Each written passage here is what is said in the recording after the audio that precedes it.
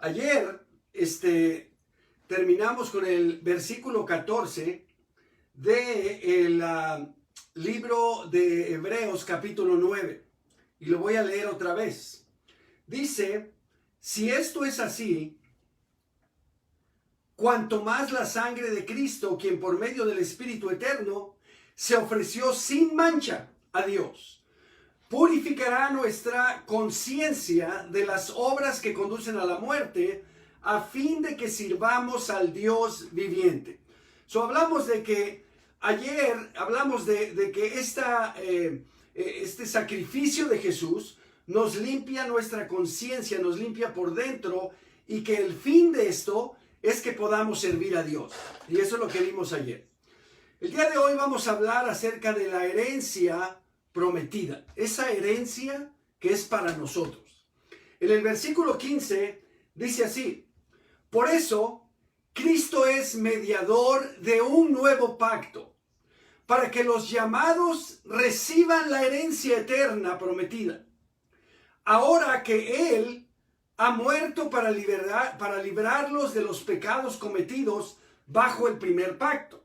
Sí, obviamente los llamados que menciona aquí somos nosotros. Y dice que para que recibamos la herencia prometida. En Romanos capítulo 8 vamos a ver algo súper increíble.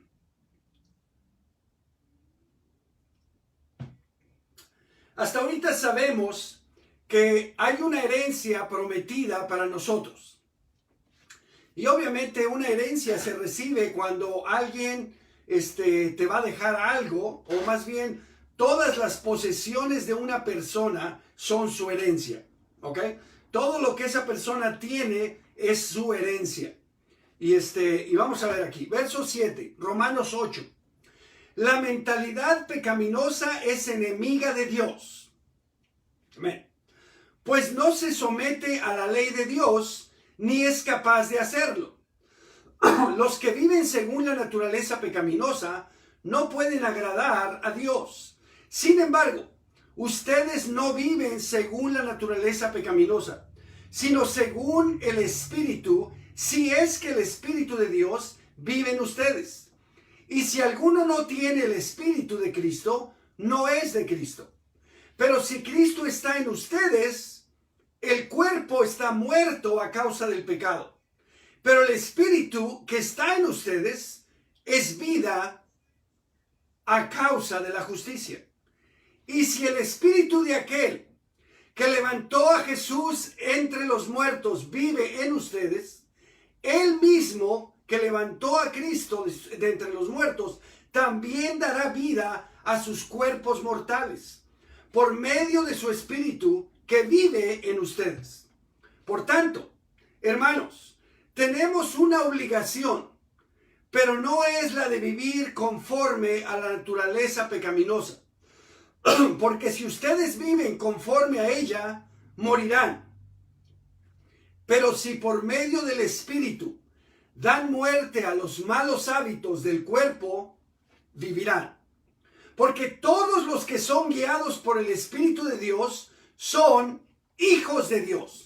Ahora, para ser guiado por el Espíritu de Dios tiene que vivir en ti. Y el Espíritu ya sabemos que se recibe en el bautismo. Amén.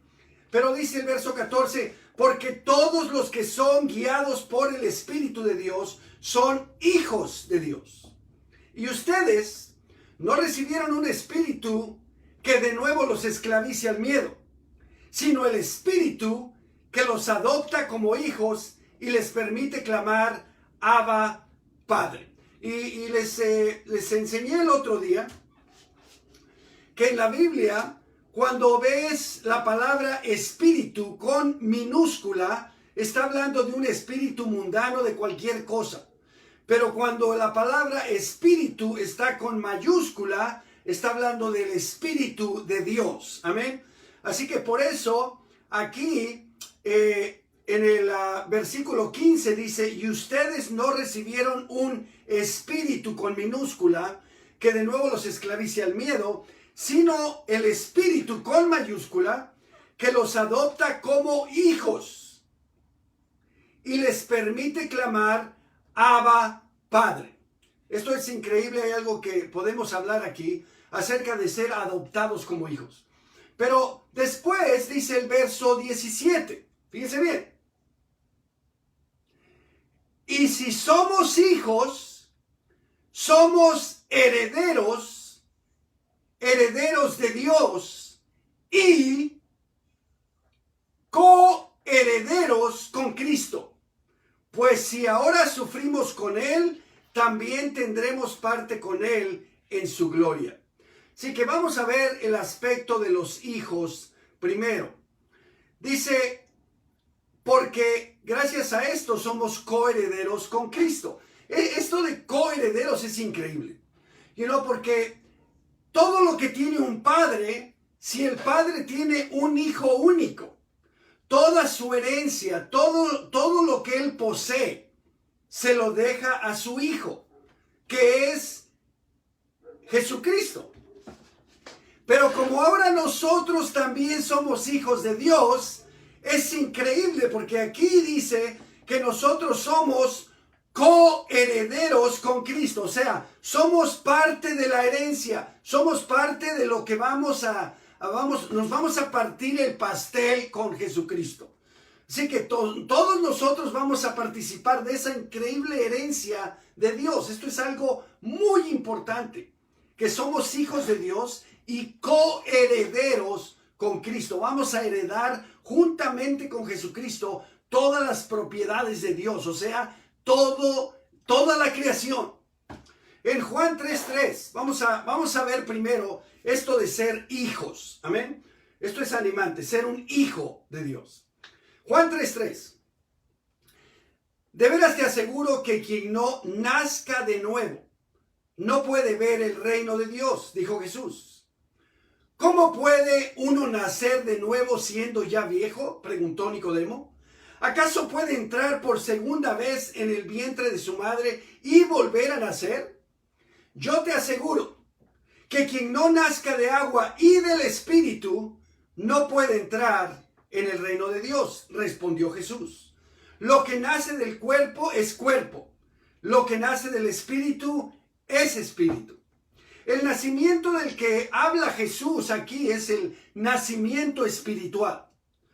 Dios es espíritu y sus hijos no son de carne, son seres espirituales. Es como si tú tienes un perro, sus hijos van a ser perros, no van a ser gallos, van a ser perros. Yo soy hombre y yo y mi esposa somos seres humanos y tenemos hijos físicos que son seres humanos. No vamos a tener un perro o un gallo.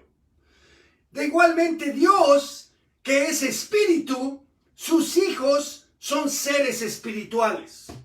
Así que por eso aquí Jesús dice, lo que nace de la carne, carne es. Lo que nace del espíritu, espíritu es. Nosotros nacemos de nuevo en la familia de Dios, seres espirituales.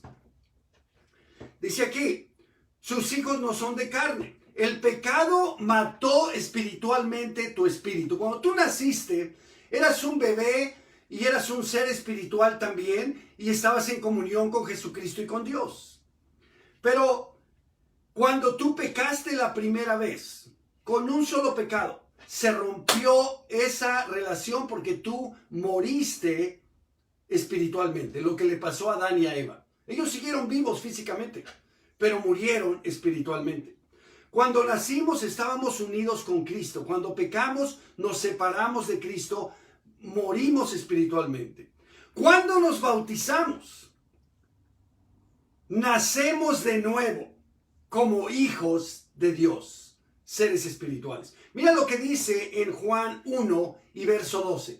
Dice aquí, mas a cuantos lo recibieron, a los que creen en su nombre, les dio el derecho de ser hijos de Dios. Estos no nacen de la sangre, ni por deseos naturales, ni por voluntad humana, sino que nacen de Dios. Así que muy importante, que aquí no dice que les da el derecho de ser llamados hijos de Dios, pero dice que les da el derecho de ser hijos de Dios porque nacen de Dios. No por voluntad humana, no por sangre ni deseos naturales. Nacemos de Dios. Amén. Así que seamos agradecidos de esto. Porque ninguno de nosotros que somos discípulos de Jesús hemos nacido en la familia de Dios porque nosotros lo decidimos o alguien lo decidió. Esto lo decidió Dios desde que te escogió para que alguien compartiera contigo el evangelio. Hay muchas personas, y eso es muy triste, que Dios escoge y que Dios les habla y que Dios los llama y ellos le dan la espalda y no quieren. Nosotros aceptamos ese llamado y nos comprometimos y luchamos y seguimos luchando. Pero la voluntad de que hayamos nacido en la familia de Dios fue de Dios. ¿Recuerdas lo que dice el verso 2 en Hebreos 1? Ya estudiamos esto. El primer capítulo de Hebreos, el versículo 2, el segundo versículo que estudiamos en este libro. Dice, en estos días finales nos ha hablado por medio de su Hijo. A este lo designó heredero de todo. Y por medio de él hizo el universo. Jesucristo es el heredero de todo. Pero nosotros somos coherederos con él. Así que cuando solo hay un hijo, como decía, él se queda con todo. Pero cuando son muchos hijos, se reparten el pastel. Y esto es increíble. En Gálatas 4:4 dice, pero cuando se cumplió el plazo, Dios envió a su Hijo, nacido de una mujer, nacido bajo la ley, para rescatar a los que estaban bajo la ley, a fin de que fuéramos adoptados como hijos. Ustedes ya son hijos. Dios ha enviado a nuestros corazones el Espíritu de su Hijo, que clama Abba Padre. Así que ya no eres esclavo, sino hijo. Y como hijo, Dios te ha hecho también heredero. Como decía, esto de las adopciones es increíble. Porque cuando tú tienes un hijo, yo tuve 10, o más bien mi esposa tuvo 10. Tuvimos 10 hijos. Y cuando tú tienes un hijo, el hijo nace, y así como nació, lo tienes que querer. Ese es tu hijo. Y luego va creciendo y tiene su carácter y esto y el otro, aquello y lo que sea. Y es tu hijo. Te guste o no te guste, es tu hijo. Ahí está. Pero cuando tú dices, yo voy a adoptar un niño. Y tú vas a un orfanatorio y ahí hay cientos de niños. Y tú ahí andas viendo y ves a un niño que te llama la atención. Y dices, oh, ese niño yo lo quiero para mí, que sea mi hijo. No sé por qué, pero me cae bien, me gusta, me agrada cómo es. Deja platicar con él y platica con él. O si puedo tener este hijo. Y se lo llevan y lo adoptan como su hijo. Es algo que esas personas, esas familias escogen a esa persona. Ese es exactamente como Dios hizo con nosotros. Él nos adoptó. Él anda por todo el mundo, Él ve a todos. Y dice, ese me gusta. Y cuando Él te vio a ti, esto es fabuloso, con todos tus defectos, con todas tus debilidades, como eres, Dios dijo, yo quiero que ese sea mi hijo. Yo quiero que esa mujer sea mi hija. Y fue y te buscó y te trajo a su reino. Es increíble. Espero que estén animados por ser herederos y coherederos con Cristo, hijos de Dios. Imagínate que nosotros a veces la gente piensa que vamos a llegar al cielo y vamos a estar cohibidos, como que, oh, pues ya llegué al cielo, gracias, y entras al cielo y ves, oh, y ¿dónde están los ángeles? Y los arcángeles y los querubines y el Señor Jesús y todo, wow. Como cuando llega un indito y se mete a un palacio increíble, un palacio pero súper increíble, donde el dueño es un rey, una persona con muchísimo dinero, y llega el indito y está ahí como, lo dejan entrar. Y dice, oh my God, no puedo creer que me dejaron entrar. Y entra y ahí está como, oh my God, déjame limpio los zapatos, no voy yo a ensuciar ahí. Pero qué diferencia que en lugar de que llegue ese indito ahí, llegue el hijo del dueño de ese castillo. Y llega y todos abren la puerta. ¡Ey, abran la puerta, que ahí viene el hijo! ¡Hey, pásale, señor! Y pase, con permiso, ya vas pasando. Esto es mío, este es de mi papá, yo soy el heredero. Así es como vas a entrar al cielo. No vas a entrar así como todo, como... No. Tú vas a entrar y los ángeles y los querubines y los arcángeles, todos van a ver, ¡oh, ahí viene el heredero! Ahí viene otro de los hijos de Dios. Jefe, pásele por aquí. Así es como va a ser. Y así es como debes sentirte. Y hay muchas cosas más increíbles, pero nosotros tenemos que tomar nuestro lugar.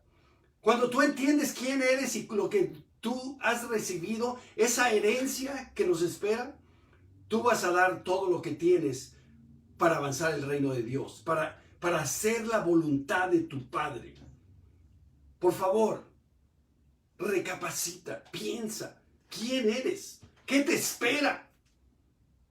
Y vas a estar súper animado, así como yo estoy súper animado. Híjole. En Hebreos 9:6 dice, en el caso de un testamento, es necesario constatar la muerte del testador. Obviamente, si alguien tiene un testamento, no se ha muerto, pues todavía no hay herencia. Pues un testamento solo adquiere validez cuando el testador muere y no entra en vigor mientras vive. Un testimonio es lo que se llevará a cabo después de la muerte. El verso 18, estamos ya en Hebreos 9.